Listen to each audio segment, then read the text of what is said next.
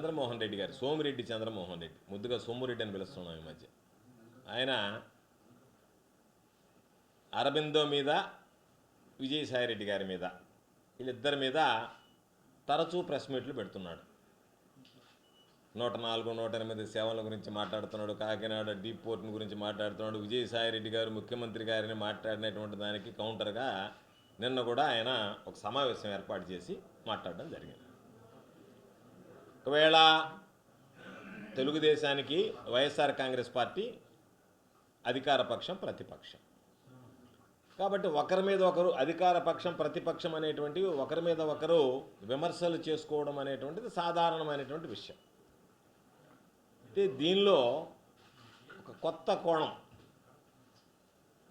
సోమిరెడ్డి కొత్త కోణం ఒకటి ఆయన ఆవిష్కరించడం జరిగింది. ఆ విషయం చెప్పాల్సినటువంటి అవసరం ఉంది కాబట్టి ఈరోజు ఈ మీడియా సమావేశం ఏర్పాటు చేసి అసలు దీని వెనక నిజంగానే సోమిరెడ్డి పార్టీ శ్రేయస్సు కోసం,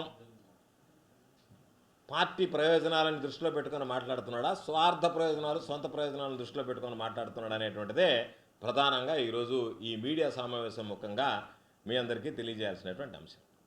దీనిలో ఉన్నటువంటి కీలకమైనటువంటి అంశం ఏంటంటే, సోమిరెడ్డికి సూటిగా నేను అడిగేది, ఎన్నికలకు ముందు ఇదే అరబిందో కంపెనీకి ఫోన్ చేసి 5 కోట్ల రూపాయలు నాకు అప్పు ఇవ్వండి, లేదా నాకు చందా అయినా ఇవ్వండి, అప్పు అయినా ఇవ్వండి అని చెప్పి అడిగినటువంటి మాట వాస్తవమా కాదా? నేను చేసేటువంటి ఈ ఆరోపణ ఏదైతే ఉందో, మీరు ఆరోపణ అని చెప్పి అనొచ్చు, నేను చేసేటువంటి ఇది ఏదైతే ఉందో ఈ అంశం, ఇది వాస్తవం. ఒకవేళ ఇది వాస్తవం కాదు అని నువ్వు చెప్పదలుచుకుంటే నువ్వు మీడియా ద్వారా ఖండనిస్తే కుదరదు.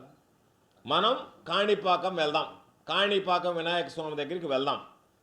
వెళ్ళి కాణిపాకం వినాయకుడి దగ్గర నేను అరబిందో వాళ్ళకి ఫోన్ చేయలేదు, 5 కోట్ల రూపాయలు డబ్బులు అడగలేదు, విజయసాయిరెడ్డిని 5 కోట్ల రూపాయలు ఏమవి అని చెప్పి ఆయనకి ఫోన్ చేయలేదు, ఇది అవాస్తవము ఈ మొత్తం అని చెప్పి నువ్వు ప్రమాణానికి సిద్ధపడితే, తేదీ ఖరారు చేస్తే నేను వస్తాను.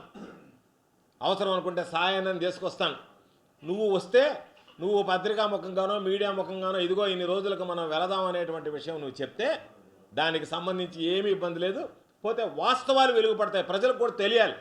నీలాంటి వాళ్ళు మాట్లాడేటువంటి మాటలు, చేసేటువంటి విమర్శలు వెనక దురుద్దేశం ఉందా, సదుద్దేశంతోనే వాస్తవాలు మాట్లాడుతున్నాం అనేటువంటిది ప్రజలకు తెలియాలి. కాబట్టి ఈ విషయం మీద స్పష్టత ఇవ్వాలనేటువంటి ఆలోచన చేశాం.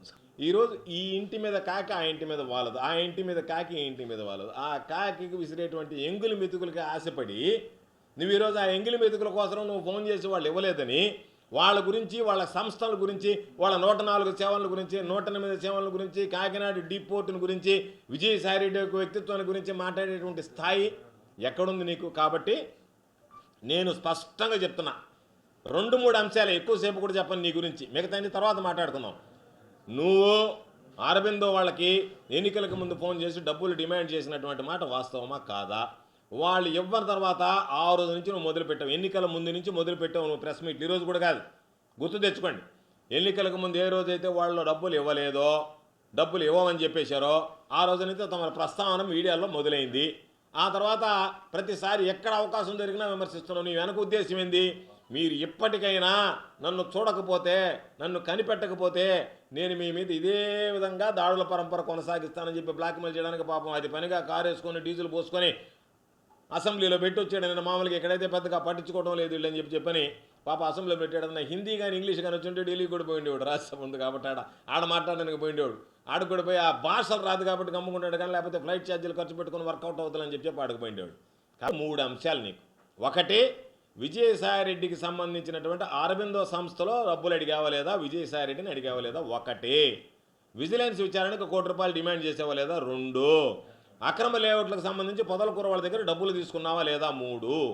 ఈ 3 విషయాలకు సంబంధించి నువ్వు గనక అయ్యా నేను ఇది చేయలేదు, వాస్తవం కాదు అని కాబట్టి నువ్వు నీతిమంతుడివి, నిజాయితీవంతుడు అయితే విజయసాయిరెడ్డిని కానీ అరబిందోని కానీ నేను 5 కోట్ల రూపాయల డబ్బులు డిమాండ్ చేయలేదు, విజిలెన్స్ విచారణకి డబ్బులు అడగలేదు, ఓవర్ధన్ రెడ్డి బినామీ లేఅవుట్లకు సంబంధించి వాళ్ళ దగ్గర నేను డబ్బులు తీసుకోలేదు, ఈ 3 మీద నువ్వు ప్రమాణం చేయడానికి వస్తే అంటే మూటి మీద వచ్చినా పర్వాలేదు, లేదు నీ పండబడ నీ పాసుగా లేదని ఒకటి తింటావు నువ్వు, అది వదిలిపెట్టి దేనికి వస్తానన్న ఇబ్బందిలే.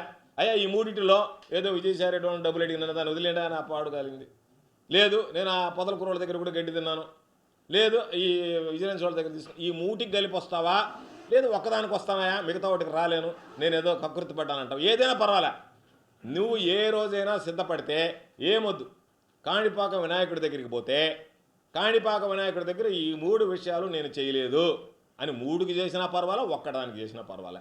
చేస్తే మిగతా 2 నేను ఒప్పుకున్నాను, 1 చేస్తానని చెప్పి నువ్వు చేస్తే నా జీవితంలో ఇంకా నిన్ను అవినీతి మీద విమర్శించాను. నువ్వు నేరుగా దొంగతనం చేసి పట్టుకున్నా నేను అయ్యా చేయలేదా యాతన అంటాను నేను, నువ్వు లేదు. కాబట్టి నేను చెప్పేటువంటి వాటికి మరలా నీకు ఛాలెంజ్ విసురుతున్నా, నీకు చిత్తశుద్ధి ఉంటే ఈ 3 అంశాల మీద నువ్వు ప్రమాణం చేయడానికి సిద్ధమా అని నేను నీకు ఛాలెంజ్ విసురుతున్నా మీడియా ముఖంగా.